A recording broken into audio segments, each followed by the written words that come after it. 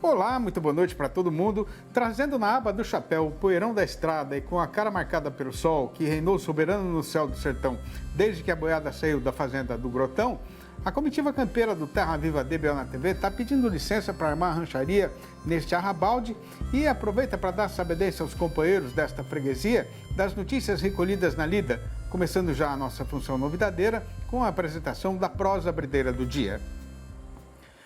Conforme os companheiros e companheiras boiadeiros brasileiros já devem ter escutado, faz uns dias que está circulando em todo o mercado internacional da carne bovina uma conversa de que, como resultado desta guerra comercial entre os Estados Unidos e a China, o gigante lá do Oriente Distante vai suspender totalmente as importações do produto do outro gigante ali da Norte América, o que, se for verdade mesmo, vai representar uma baita revolução para a nossa atividade no mundo inteiro.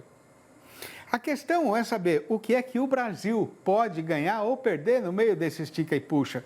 Tanto que logo que essa história começou a circular, o nosso mercado futuro do boi gordo parou de cair e começou a reagir. Pois então, de acordo com a médica veterinária e economista Lígia Pimentel, analista da consultoria Agrifato, mesmo que o caso seja confirmado, quase nada deve mudar para o nosso lado.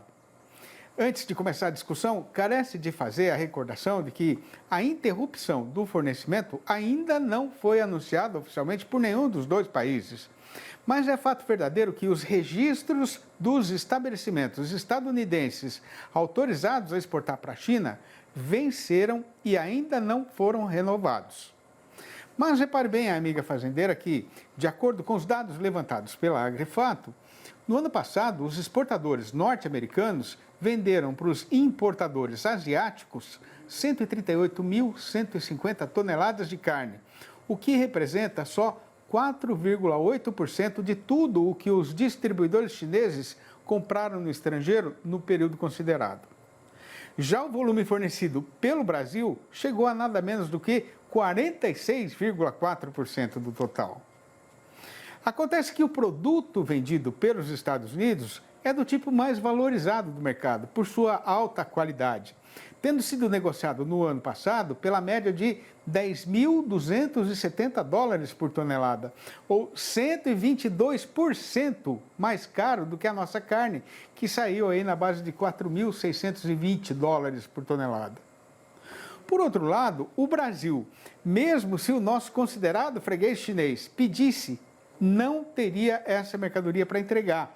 E quem poderia ocupar este lugar seria a Austrália e talvez a Argentina.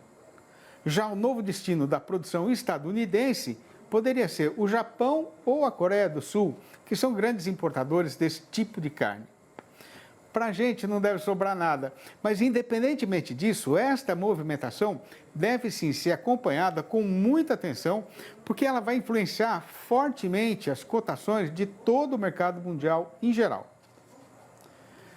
Já está meio difícil de encontrar, mas ainda tem por esta imensidão do sertão brasileiro, companheiro boiadeiro que investe um caminhão de dinheiro para ter na fazenda genética da melhor qualidade, gasta na estética do curral e na modernidade das instalações em geral, mas deixa por conta da boa vontade do céu a produção de comida para sustentar o rebanho na propriedade. Ainda bem que tem também muita gente mudando o seu procedimento e adquirindo o entendimento de que, para garantir a melhor produtividade do gado, o capim precisa ser tratado e manejado. E se por acaso o amigo pecuarista tiver alguma dúvida ou empatação a respeito de como isso deve ser feito, pode ficar à vontade para falar diretamente com um especialista aqui na nossa sessão sobre pastagens com a doutora Janaína Martuscello, zootecnista e colunista convidada aqui no Terra Viva DBO na TV.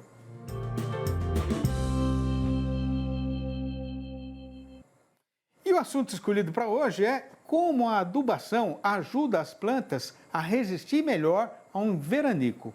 Confira. Aqui na nossa região, nós estamos passando por um veranico muito intenso. Eu tenho recebido relatos de várias regiões do Brasil Central, que é onde deveria estar chovendo, de que realmente estamos enfrentando um veranico. Aqui, por exemplo, tem 35 dias que não chove, não cai uma gota d'água. A gente faz a medição aqui todos os dias de precipitação e não tem chuva. O que eu quero mostrar aqui para vocês é como a adubação pode nos ajudar também a enfrentar esses veranicos. E a gente tem que entender que cada vez mais temos que estar preparados para enfrentar essas variações climáticas. Então nós vamos ter secas mais intensas, secas mais compridas e vamos ter que enfrentar com muito mais frequência os veranicos. Aqui nós estamos diante de uma parcela, tá, que nós estamos fazendo estudo com adubação nitrogenada, diferentes fontes e diferentes formas de aplicação. Então nós estamos aqui diante de uma parcela em que não recebeu adubação nitrogenada. Então essa aqui é uma planta de paredão com 28 dias de rebrota. É importante eu destacar para vocês que no ciclo anterior, essa planta chegou a 90 centímetros de altura, aproximadamente com 18 a 25 dias, dependendo se recebeu ou não adubação nitrogenada. Quando não recebe o adubo nitrogenado, ela demora mais a chegar na altura de manejo. Quando ela recebe, ela acelera esse processo.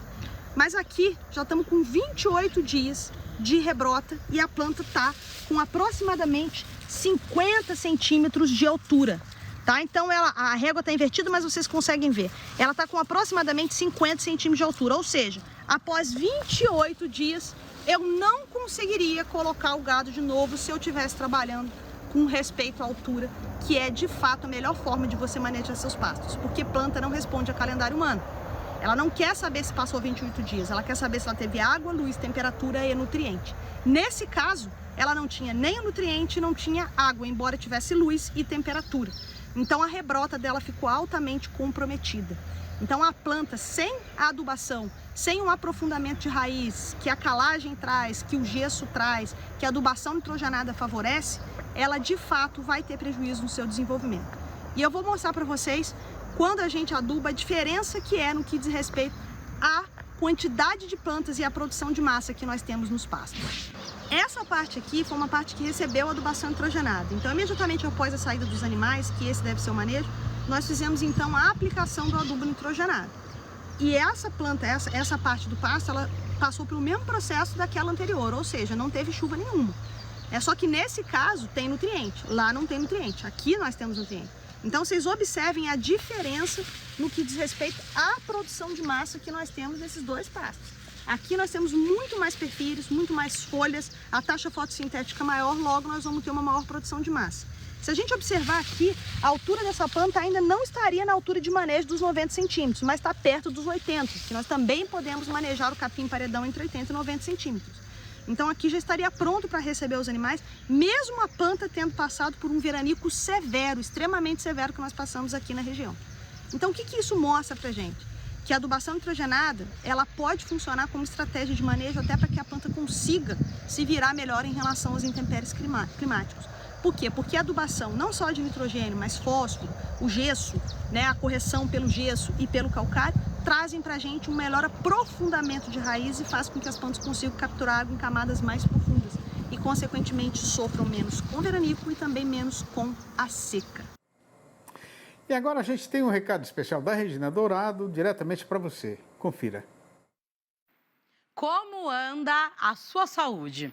Marcou consultas e está esperando há semanas por um retorno? Além de toda essa demora, você ainda enfrenta o trânsito e deslocamento? E se a sua saúde pudesse estar na palma da sua mão sem sair de casa?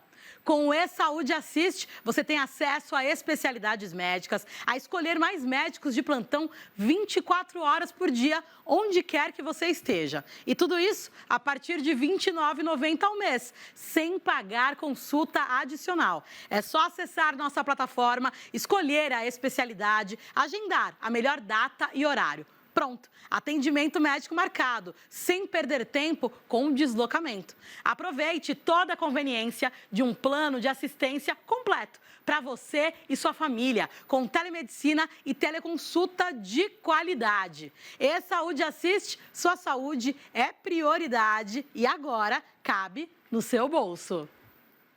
Com a muladeira já apartada e encantoada no lado da porteira, esperando para ser contada, a gente faz agora uma parada ligeira para recomeçar a lida logo em seguida. Aguarde.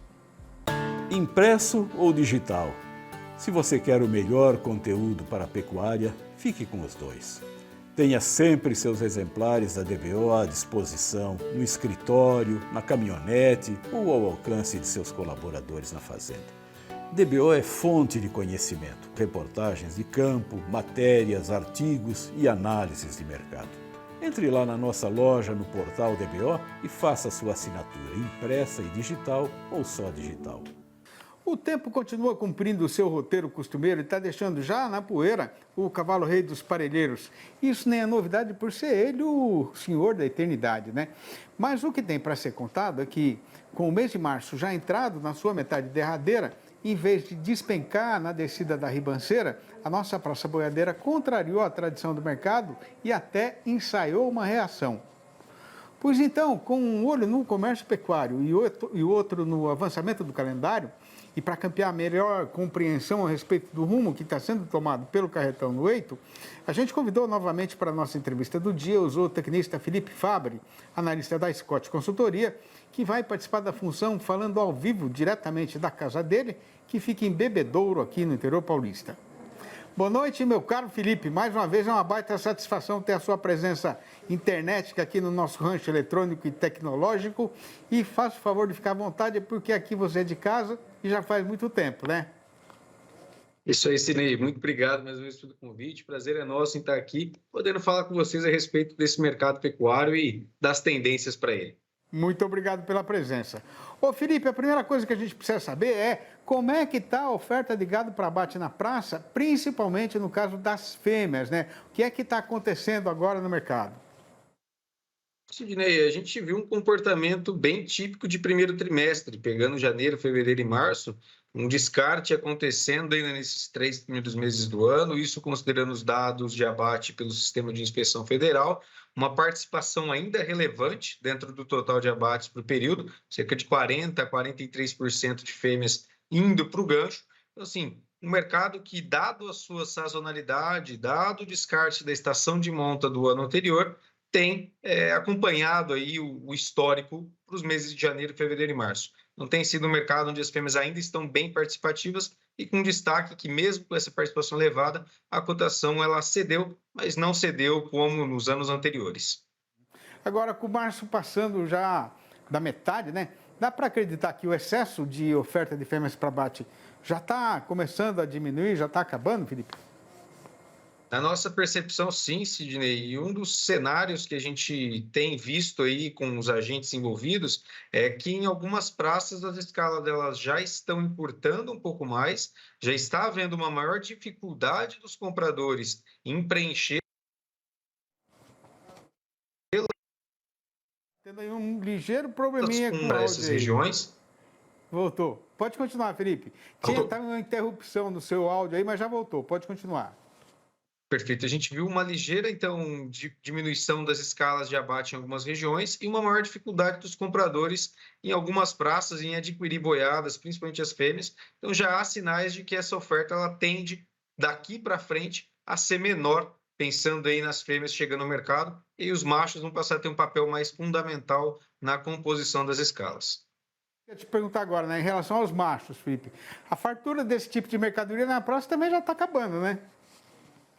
Também, a gente não vê um mercado tão bem ofertado, até o destaque que eu trago é esse, um mercado com machos menos participantes das escalas do que as fêmeas, abates totais também um pouco menores nesses 3 primeiros meses do ano. E o que deve acontecer daqui para frente? Com menos fêmeas entrando no Felipe, gancho, você tá me ouvindo bem? Para nós a percepção é de que pecuarista ele deve segurar um pouco mais daqui para frente a oferta dos machos. Então, a gente deve ter uma demanda firme ainda, com uma oferta mais compassada e os preços não cedendo tanto.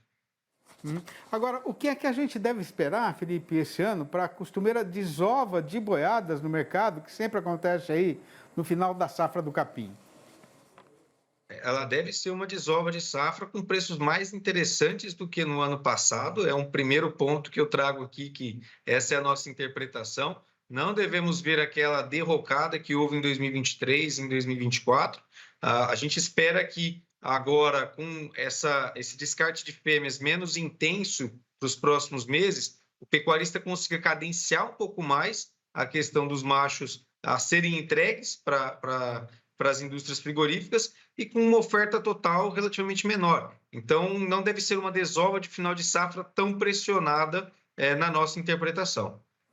Agora, no meio desse estica e puxa, Felipe, como é que está sendo o comportamento do consumidor brasileiro nessas alturas do calendário? A gente enxerga que tem sido relativamente bom. Mesmo com o preço da carne elevado, a gente está vendo que ela tem conseguido sair, é claro que com promoções para determinados cortes, com uma procura maior para aqueles cortes de preços mais em conta, mas a gente tem visto que ela tem conseguido, sim, ser escoada no mercado doméstico, que era um dos grandes desafios que nós enxergávamos.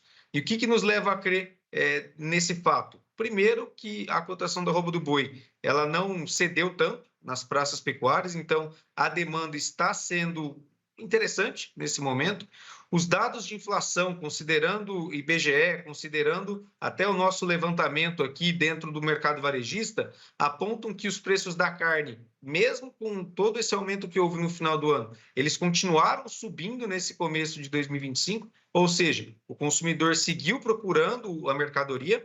E tem um terceiro fator que, quando a gente analisa as outras proteínas, pega aí carne de frango, carne suína, e aqui inclui os ovos, houve uma melhora de competitividade para a carne bovina frente às concorrentes. Então, nesse sentido, a carne ela conseguiu ser escoada, mesmo que aos trancos e barrancos, mas, na nossa visão, de modo favorável para uma sustentação da arroba do boi em patamares ainda altos frente ao mesmo período do ano passado. De que tamanho é a chance de acontecer uma queda no preço da carne para o consumidor brasileiro no curto e no médio prazo?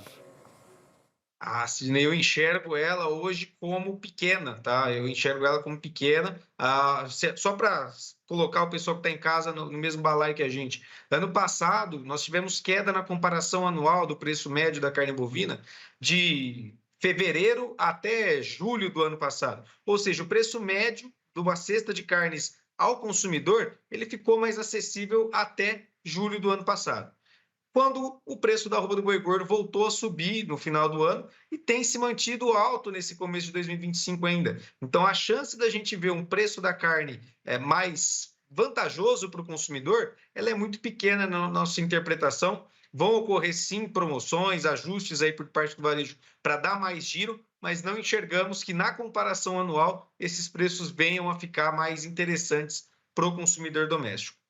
Felipe, rapidamente para a gente arrematar a prosa, em relação à exportação, hein? Qual que é a explicação para esse extraordinário aumento dos embarques agora na primeira metade de março, hein? A gente está vendo uma chuva perfeita para a exportação brasileira, não só agora em março, como no começo de 2025. Temos um mercado norte-americano demandando muito a carne bovina brasileira. Agora em março, passado o período de Ano Novo Lunar, aparentemente o mercado chinês consumiu tudo aquilo que havia de estoque e está procurando bastante a mercadoria brasileira. Temos um preço hoje muito competitivo, mesmo com essa alta da cotação da arroba do boi gordo no final de 2024 e esse mercado firme ainda no começo de 2025, estamos muito competitivos em dólar, isso tudo somado a um cenário hoje de guerra comercial, gerando incerteza nos dois principais compradores brasileiros, China e Estados Unidos, que nos beneficiam no quadro internacional. Então, esse seria o resumo para a gente ter essa exportação tão forte no começo de 25 e agora em março também. Muito bom. Felipe, mais uma vez, muito obrigado para você. Abração aí para você, para toda a turma da Scott. A gente vai proseando. Até a próxima. Obrigado, Sidney. Um forte abraço a todos e uma boa noite. Boa noite. Com o tempo correndo ligeiro para avisar o povo do sertão inteiro que o verão acaba de chegar nos seus dias derradeiros, a fartura de vaca para abate está chegando ao fim, até que enfim, o fazendeiro está segurando o boi de capim, o comprador estrangeiro está com o apetite ainda mais estampado e o resultado aqui, a nossa Praça Boiadeira, já está de novo pegando o rumo de subida na ribanceira. A gente volta já, é só aguardar. Estando a boiada engordada, o serviço então já está feito e o jeito agora é cair no eito e pegar a estrada para caçar notícias a respeito do andamento da negociação do boi gordo no mercado e do que está sendo falado com a sua cotação.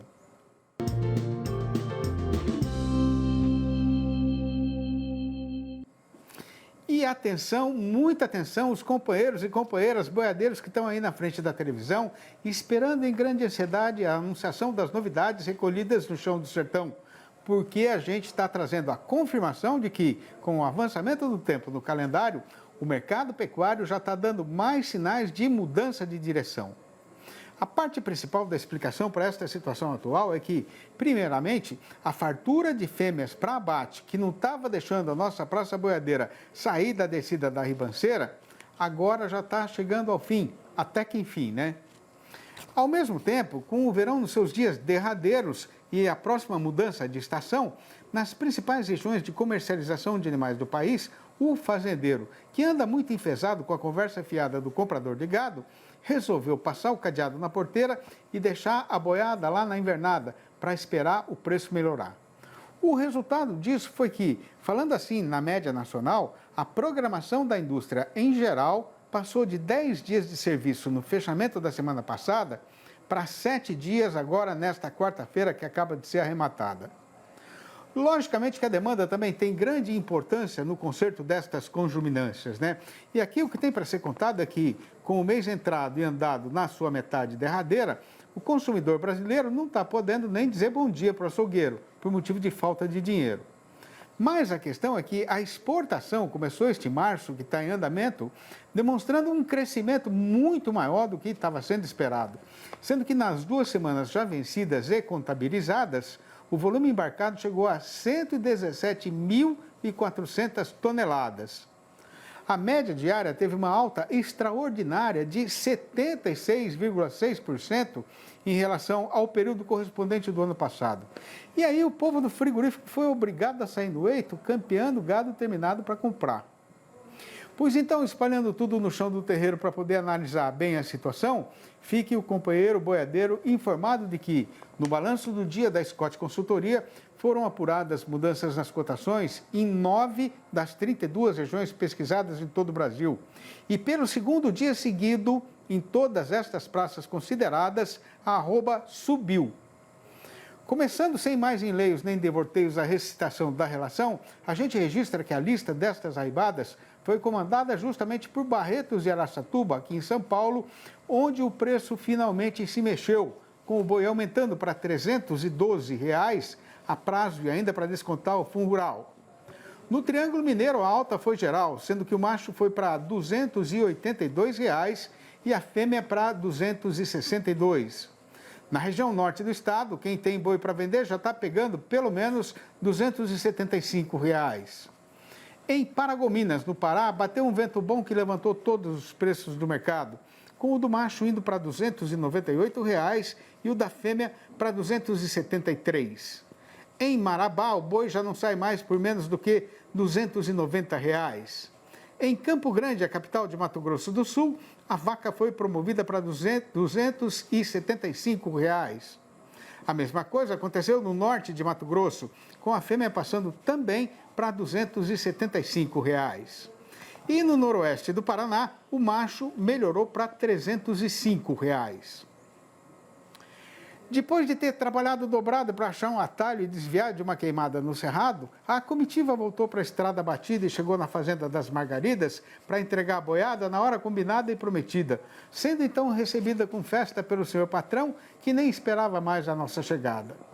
Aí não demorou nada e o braseiro estava ardendo no terreiro, a viola gemeu e animou a cantoria, a carne assou e o povo se largou na mão da alegria e ninguém sossegou antes do romper do dia.